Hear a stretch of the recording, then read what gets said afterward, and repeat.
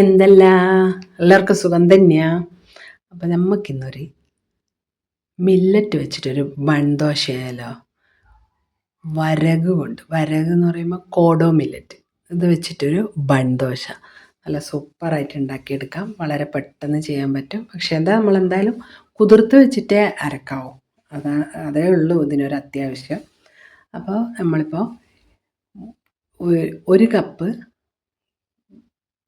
വരകരി 8 മണിക്കൂർ കുതിർത്തെടുത്ത് വെച്ചതായത്. ഞാൻ 2-3 പ്രാവശ്യം കഴുകിയതാണ്. പക്ഷേ അൺപോളിഷ്ഡ് ആയതുകൊണ്ട് അതിൻ്റെ വെള്ളം അങ്ങനെ.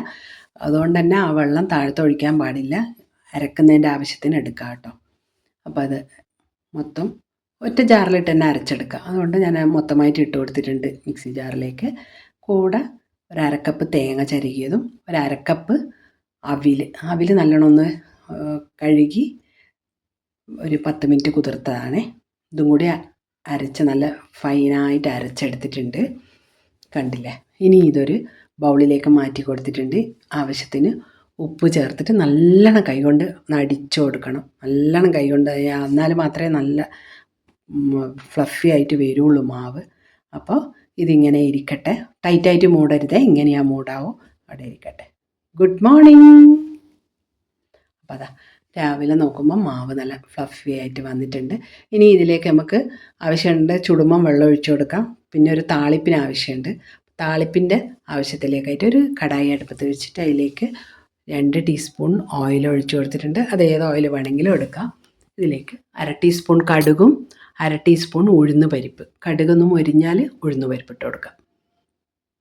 ഉഴുന്ന് പരിപ്പൊന്ന് നല്ല ചുവന്ന് വരുമ്പോൾ 1-2 തണ്ട് കറിവേപ്പില ഇട്ട് കൊടുക്കാം. കറിവേപ്പില ഒന്ന് മൊരിഞ്ഞ് വരുമ്പോൾ പിന്നെ ഞാനൊരു 2 ടേബിൾ സ്പൂൺ വലിയുള്ളി പൊടിയായിട്ട് അരിഞ്ഞത് ചേർത്ത് കൊടുക്കുന്നുണ്ട്.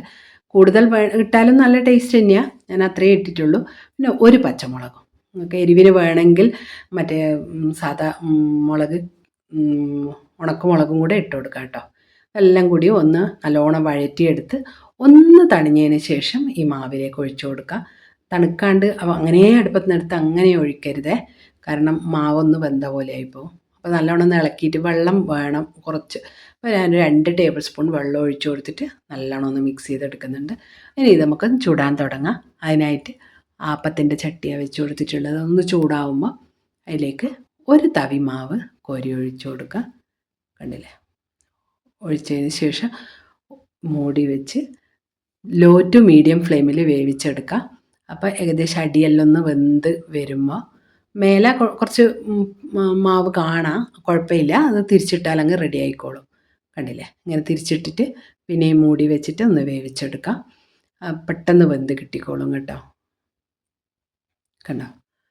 തിരിച്ചിട്ട് മൂടി വെച്ചാൽ പെട്ടെന്ന് വെന്തതാണ്.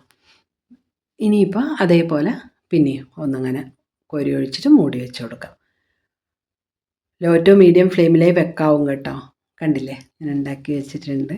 നല്ല അടിപൊളി ടേസ്റ്റാണ്. പിന്നെ അതിൻ്റെ കൂടെ തക്കാളി തണ്ണിച്ചട്നി നല്ല അടിപൊളി കോമ്പിനേഷനാണ് ഇത് രണ്ടും കൂടി.